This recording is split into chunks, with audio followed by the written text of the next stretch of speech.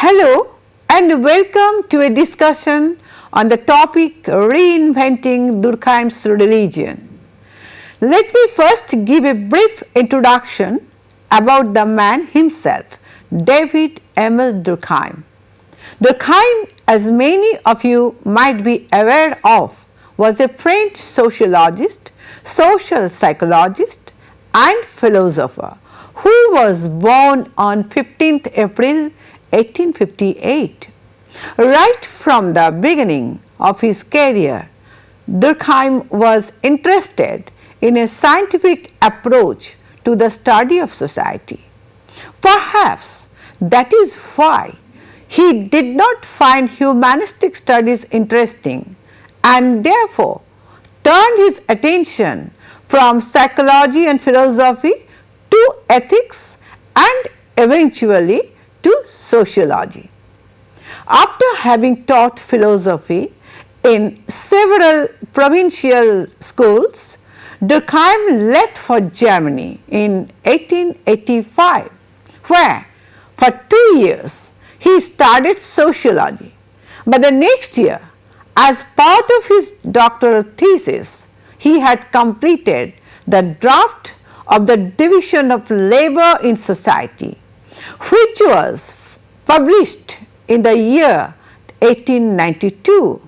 His work on religion and also his last major work entitled The Elementary Forms of the Religious Life was published in 1912. Shortly after, in 1917, Durkheim died of a stroke in Paris at the age of 59.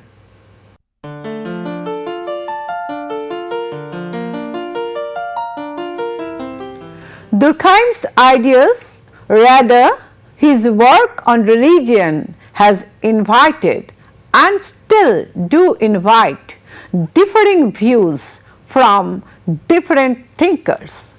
There were many scholars and anthropologists who challenged and questioned the ideas posited by Durkheim on the subject of religion. For example, if one reads Joachim Voss's classic entitled Sociology of Religion, one may find that Durkheim, in his pursuit of explaining the phenomenon of religion, had hardly focused on the origins of religion, which is the most significant and mention-worthy part. Therefore, if you are a student of comparative religion, perhaps a study of Durkheim's work might fail to provide you with the answers to the questions regarding the nature and the origins of religion. At the same time, there were many Neodyrcharmians as well whose influence was deeply felt during the late 1960s. Some of them are Mary Douglas, Victor Turner, Peter Badger, Louis Dumont, Clifford Geertz, Robert Bellah and Levi Strauss. The Neodyrcharmians made it possible for students to read Durkheim from a newer perspective. They not only provided theory where it was missing in religious studies, but also provided such conceptualization which could not be dismissed as anti-religious. Slowly, Durkheim's The Elementary Forms of the Religious Life came to be accepted as something of a gold mine of theoretical capital and also secured a place in the classroom courses.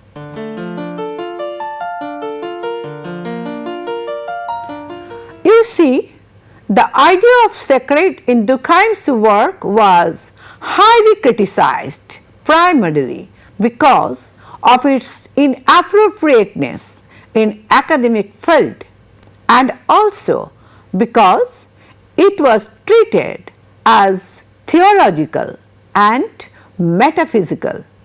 But it must also be remembered that the concept of sacred in this man's work was a social representation. Durkheim has regarded the concept of sacred as a taboo, let's say as a prohibited object, sometimes even as a kind of force, or you may even say a kind of mana. This concept of sacred is rooted in various aspects, and these aspects are interrelated to one another. For example, we can see that the sacred, being a symbol of group identity, holds primacy, wherefrom it can be deduced that it contains a certain force, a force which ought to be controlled in an appropriate manner.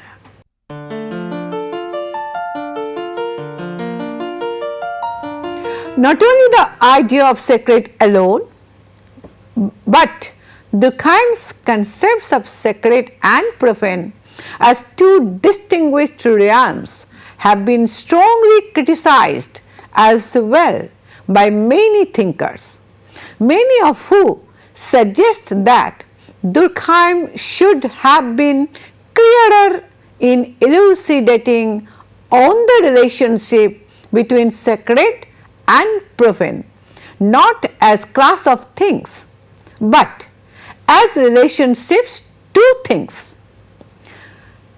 You see, Durkheim's orientation to the binary of sacred and profane is more of a social duality rather than a metaphysical one.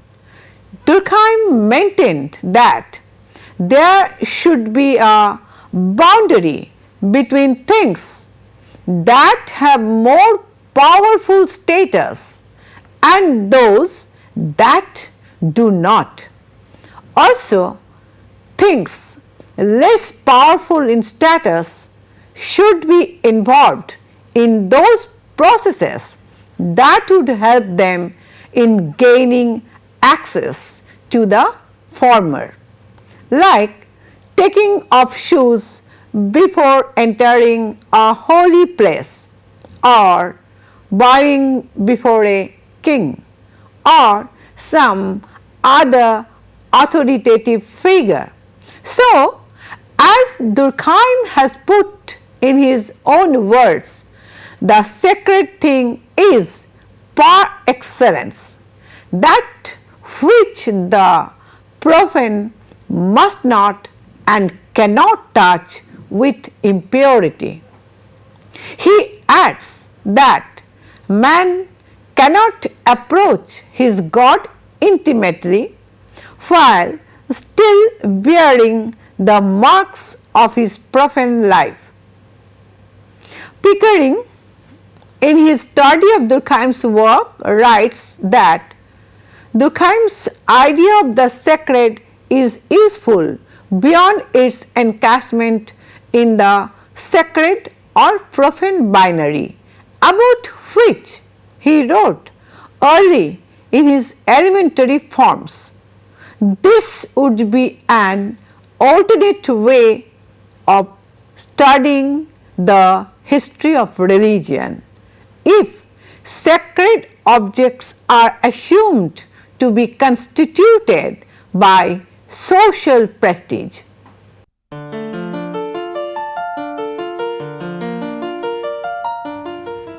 You see, sacredness represents the shared identity of a certain group, but it is not any characteristic of a given object.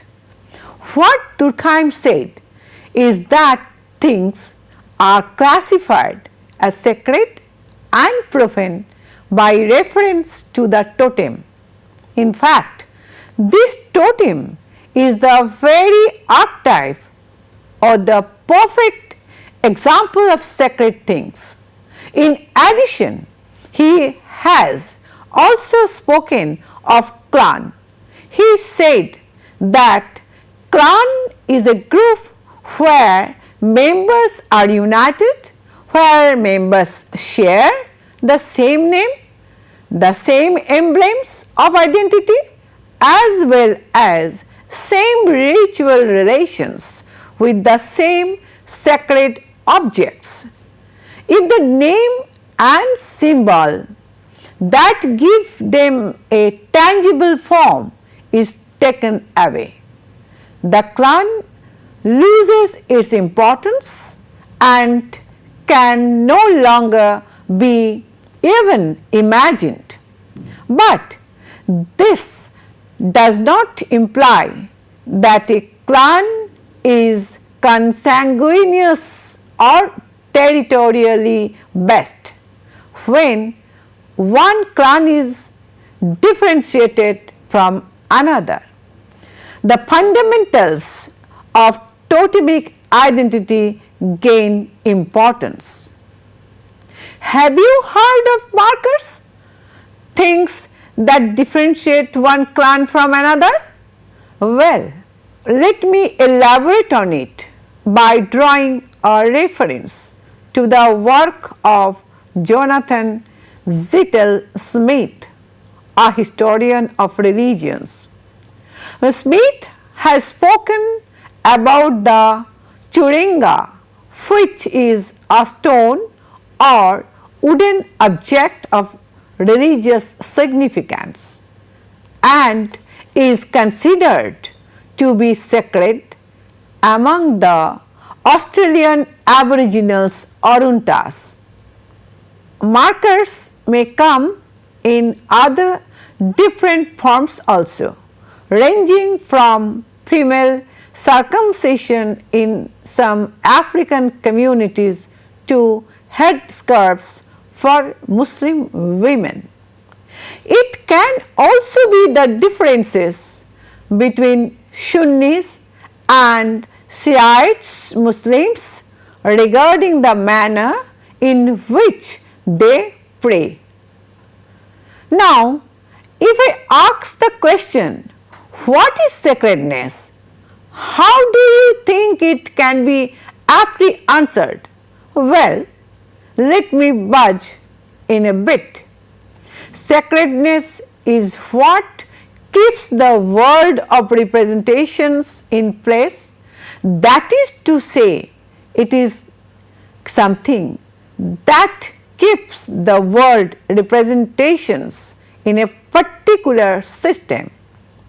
Here, representations imply those of the group being and those of the world as well. Now, what is profane? The profane, on the other hand, refers to what disrupts this system, which is oppositional to sacred things. So, you see, there is a binary of order. This binary of order was developed in a number of ways. According to Mary Douglas, a renowned British anthropologist, where there is dirt, there is system. That is to say, wherever there is an order, there is also a strong likelihood for impurity, and order creates boundaries between and within groups. Like strong groups demand most highly defined purity rules for the sustenance of membership, something which the less strong or lesser powerful groups usually don't. There are many other Neodyrcharmians who have also shared their ideas in this regard. For example, Dumo linked the ideas of purity with that of social hierarchy in his treatise on the Indian caste system. Homo erectus and Jonathan Smith distinguished between sacrality and non-worldly or a spatial things in his work.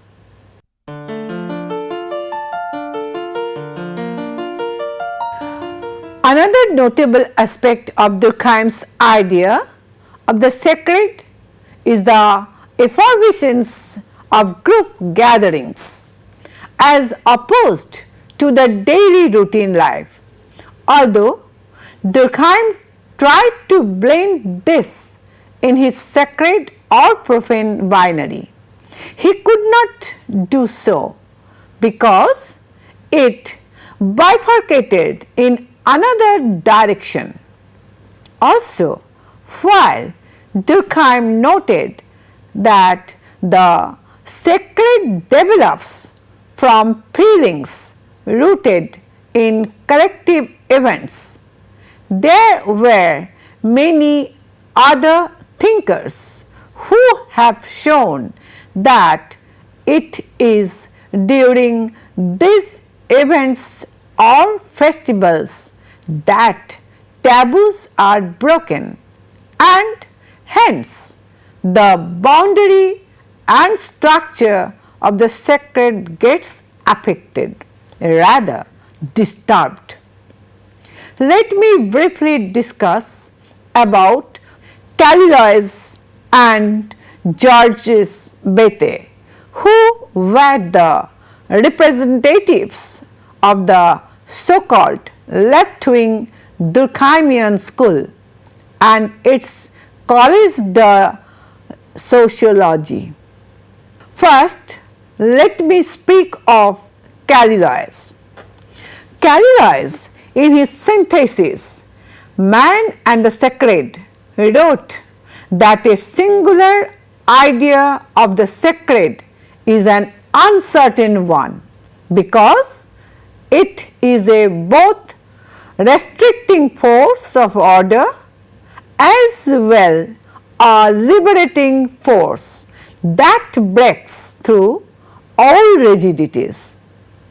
He said that war rules over the function of festival excitement in modern societies, and in this context proposed that the festival is to the time of labor what war is to peace. They are both phases of movement and excess as against the phases of stability and moderation. On the other hand, Bethge spoke of the uninhibited and violent nature of the sacred and its relation to such aspects as erotic effusion, ecstatic mysticism, festival reversals, etc. Let me now discuss about such concepts like festivals, ceremonies and other ritual gatherings. It cannot be denied that these concepts do have an integrative role to play, and hence they form the infrastructure of most religious systems. Let me cite an example for a clearer understanding. You must be aware of the observance of Ramadan among the Muslim community, where one can find strong collective involvement and commitment. Suffice it to say that one can also find the effervescence factor in connection to the emotional ecstasy and their illustrations among such anti-formal groups. In this way, the totemic sacred is against the forces of its atrophy.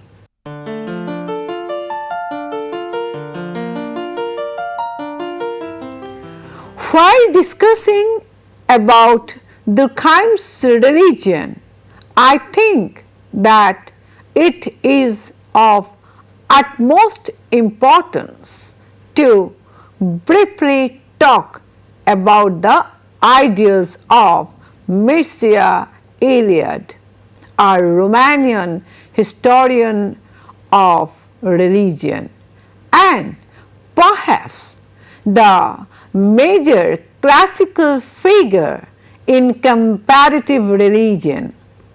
Eliade was widely influenced by his readings of Callias, about whom I had already discussed, and also of his reading of the sacred and the profane.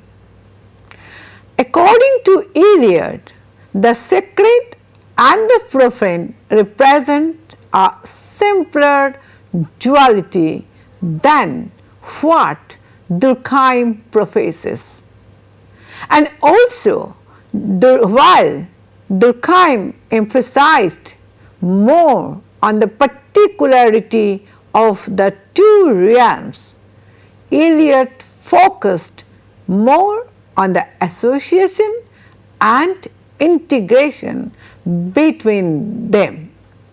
Differing views of Durkheim and Eliade do not in any way imply that they shared nothing common in their perspective of religious ideas.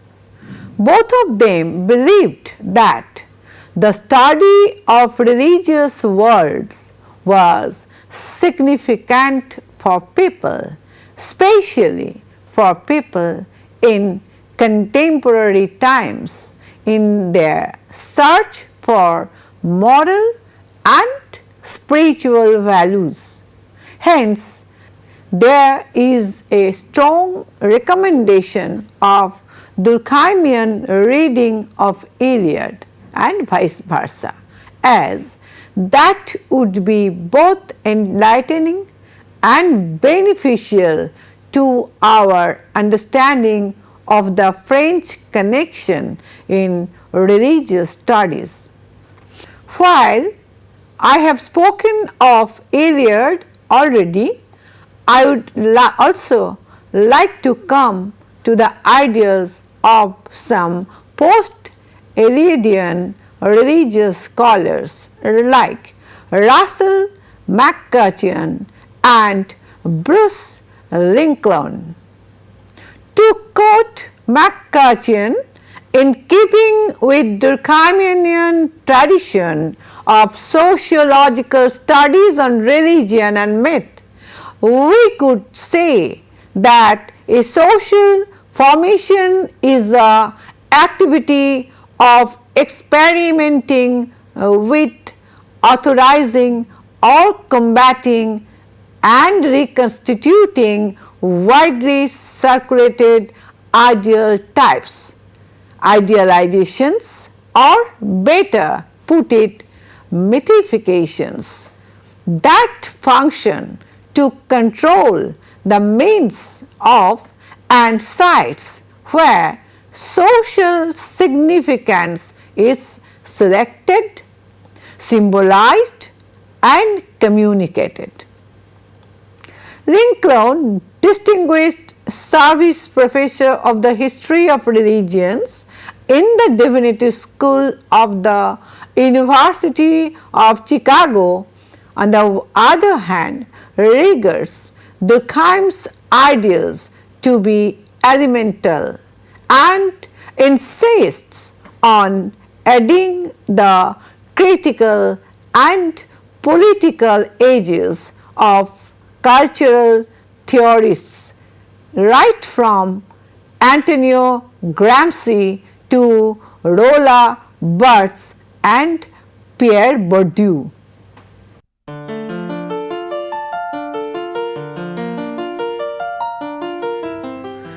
Students of sociology or social science must be well aware of Durkheim's idea of social facts.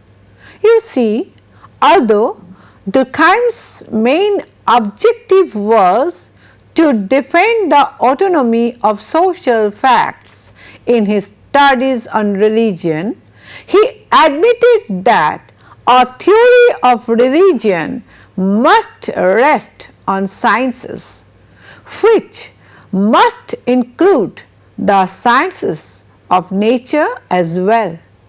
Thus, we see that recent developments have made a number of attempts to bridge the gap between Durkheim's sociology of religion and that of evolutionary biology. David Sloan Wilson, an American evolutionary biologist, in his work entitled Darwin's Cathedral, wrote of how group selections operate in certain religious groups. He particularly spoke of the reinforcing power of moral commitment to the sacred symbols. These symbols, he said, command reverence as well as cast a major impact on one's behavior. In turn, this might affect one's survival and reproduction. There was also Roy Rappaport, an American anthropologist, who gave a detailed account of the role of sacrality in social evolution. He specially emphasized on the sanctity of rituals and languages by which groups safeguard their identities while also responding to changes. Kinship behavior is yet another point of linkage with Durkheim's theory of religion and also with that of evolutionary theory. At the genetic level, theories like kin selection and inclusive fitness imply that individual animals will sacrifice themselves for the greater good of their gene pool. While human group affiliation is not delimited to close biological families, any group can serve the role of kin equivalent. In this way, kin is constituted as a cultural construct, the point which Durkheim made in his discussion on clans. There is another concept, that of prestige goods as social capital, which is equally important in the study of Durkheim's and of evolutionist ideas. Durkheim's sacred objects have been considered to be made of things of social prestige, and in turn the objects of social prestige are thought of to be sources of salient social information. An economy of prestige goods sanctions tribal leaders to attract respect and to secure hierarchical relations with other competing groups. Thus, in this way, religious systems become the expression of symbolic culture. Let me now speak of an arguable stand in Durkheim's work.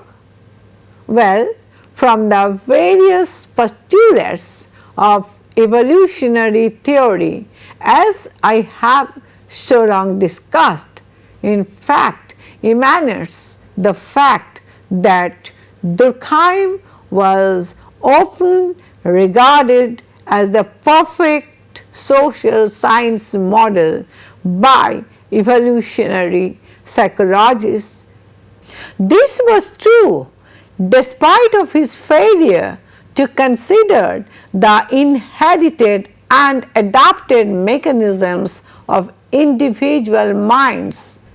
This standard social science model, according to the evolutionary psychologists, quite erroneously pictures the mind as a blank slate into which norms are entered, rather are loaded. This is the arguable stand about which I spoke about, because in the elementary forms Durkheim writes that the whole social world seems populated with forces that in reality exists only in our minds. Therefore, the only way society can survive is in our minds. It must enter into us and then become methodized. In spite of the views of evolutionary psychologists about culture and cultural worldviews being things manifested in individuals, a disagreement between amorphous culture and group specific culture is much needed.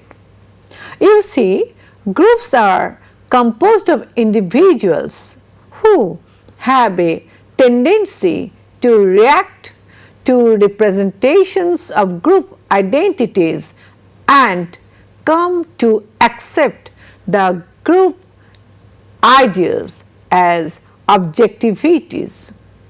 So, in this sense, it is seen that groups may be continuously remodeled as output fictions of individual minds.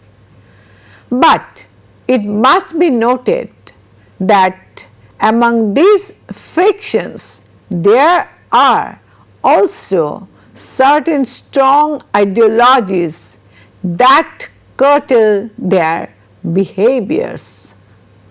Thus, from the discussion on reinventing Durkheim's religion, all I can briefly say in inference is that it is conspicuously evident that the Durkheimian project of explaining the elementary forms of religious behavior as elementary forms of social behavior goes hand in hand to evolutionary studies on the social dispositions of individuals. Thank you for attending the lecture. We will meet in some other discussion on some other topic.